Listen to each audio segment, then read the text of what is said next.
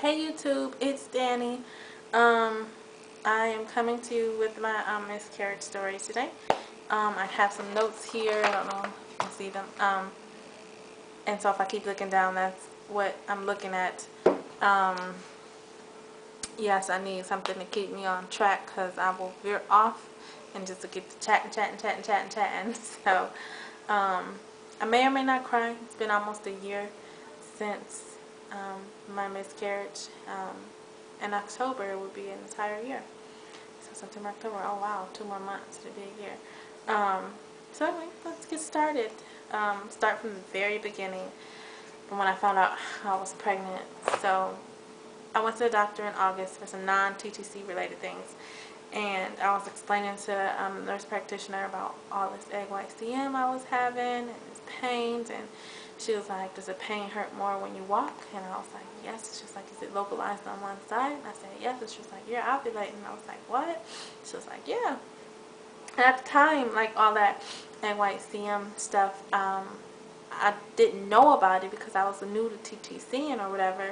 And so I was like, oh, okay, this is cool. So she was like, if you want to have a baby, go home and have intercourse. And I was like, all right. So, we got it done. We got her done. And oh, she told me to test on September 6th. I should be pregnant by then. So September 6th rolls around, and yeah, I'm not pregnant. So no, the first time I took the test, it said not pregnant. It was a negative, but I went back to look at the test and it had a faint positive. I was like, oh my gosh, are you serious?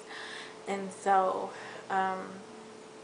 my husband was like, no, I don't believe it. That's not a line. That's not a line. I was like, that is a line. That is a line. So he went and he got we both went. We got a digital test. And the digital test came back pregnant. And I was like, oh my gosh, I'm pregnant. My husband was like, what? I mean, he was happy, but he was just like, oh my goodness. So, and that same day, his mom called him like, yeah, I had a dream that Daniela was pregnant and I was protecting her from the tornado. And I was like, weird dream. And even weirder that I was pregnant in your dream. So we didn't tell her. We wanted to wait till I was like 13 weeks to tell our family. But that didn't happen. We ended up telling them a week after we found out.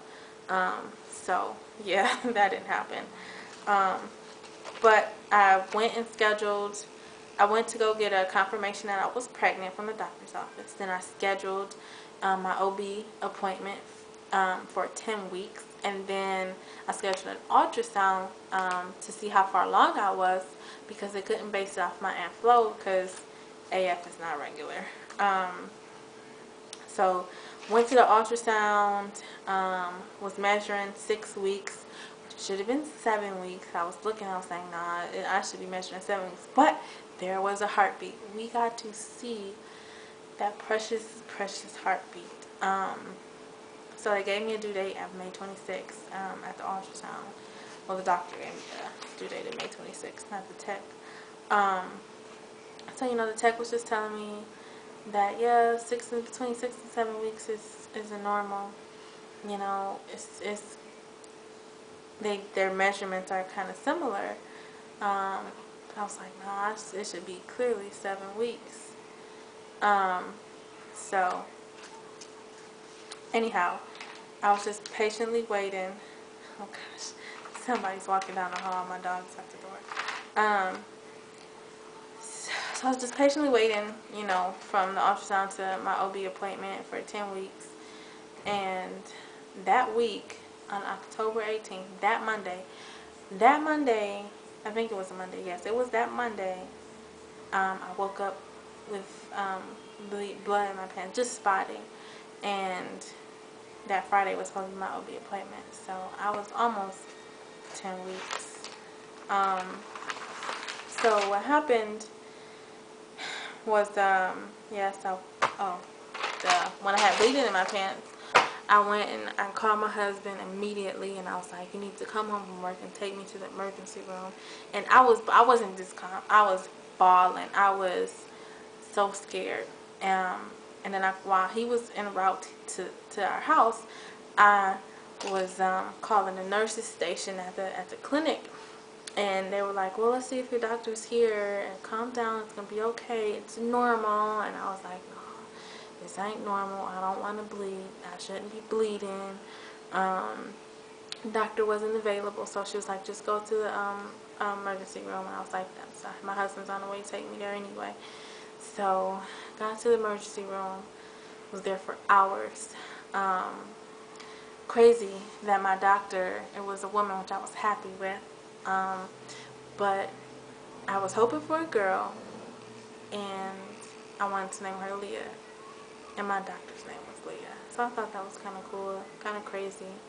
But she came in, and sweet as pie, but horrible news. She came in and said, I'm sorry, but your baby's heartbeat is not there anymore, and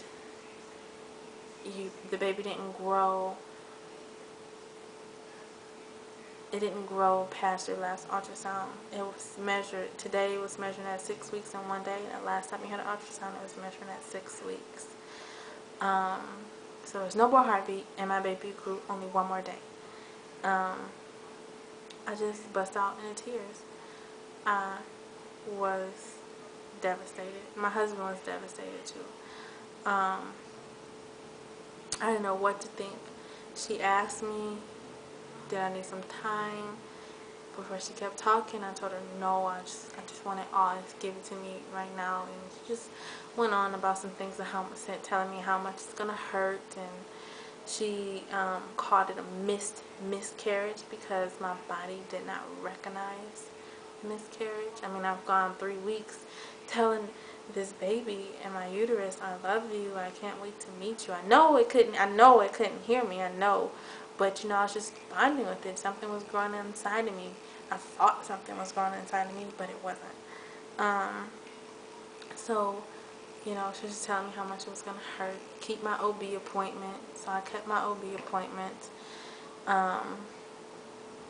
And that was just horrible. It was horrible.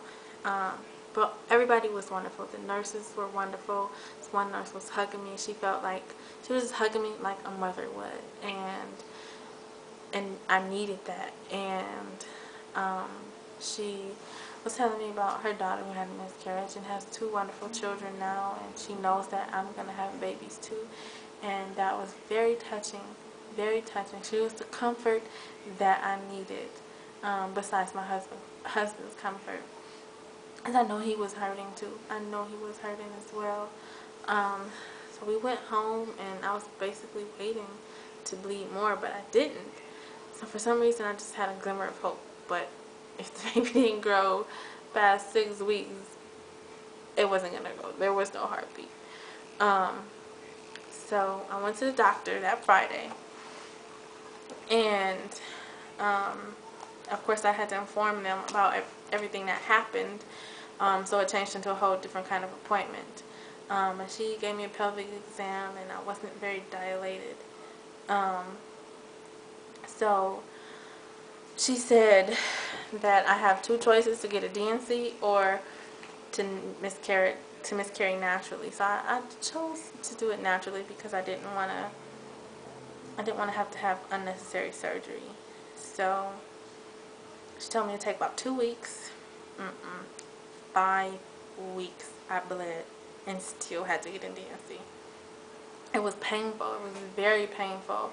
I ended up going to the emergency room again because I didn't know I was supposed to be in that much pain. And the doctors told me that it's like I'm in labor. I'm just not having a baby. They gave me Vicodin and Motrin and told me to take them together. And that did the trick, but there was so much pain. I don't know, every time I was going to the bathroom for those 5 weeks, I felt like I was either flushing my baby down the toilet or throwing my baby away in a trash can. But I ended up getting a DNC because I would not stop bleeding 2 days before Thanksgiving, which was fine with me. My parents were coming up.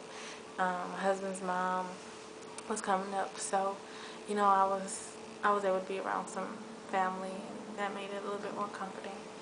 And I still cooked on Thanksgiving. Hey.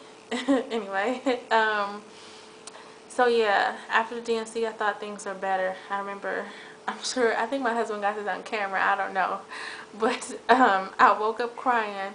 But I woke up crying and I was just happy. I was like, it's over and it's over. But my troubles were not over. After the DNC, about 4 weeks later, like the doctor said, I was AF came, but it wasn't normal.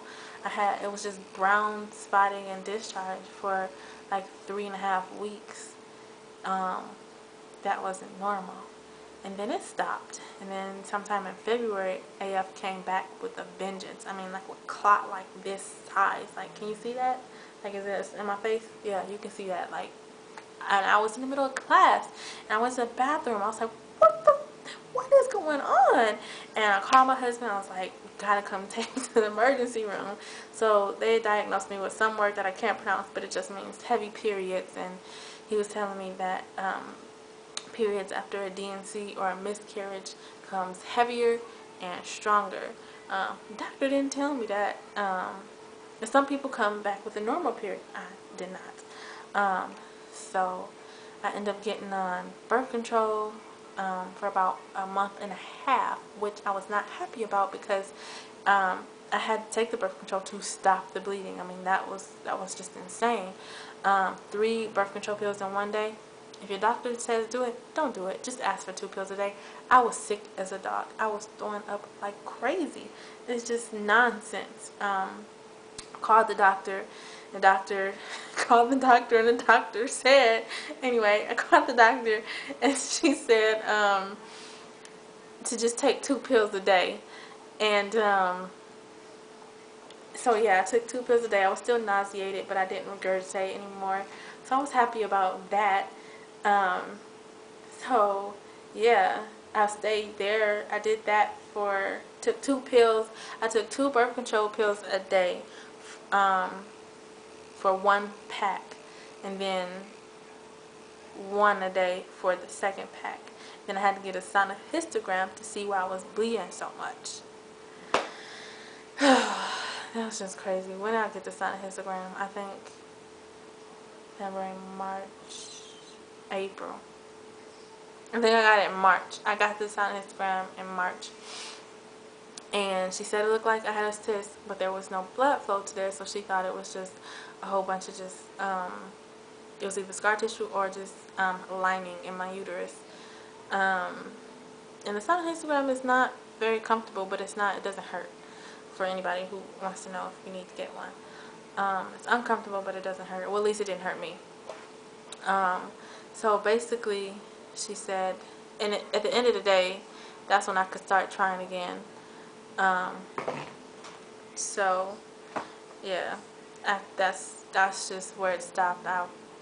That birth control, that was just crazy. I'm sorry, I'm still stuck on that birth control, me taking it so much. I was able to get off birth control after the sonohystogram, and she told me I just need a couple of good periods, and my lining should return back normally after 1 period, and then wait another period, and I should be good to go.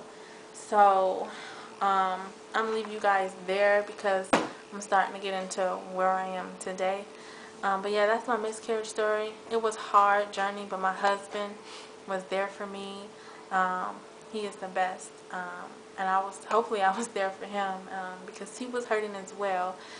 He just didn't have that connection I had with the baby yet. But he was hurting and I was hurting. So we got through it. We are teaching now. So yeah, thank you for watching. Please subscribe, and I will talk to you guys later. Thanks. Bye.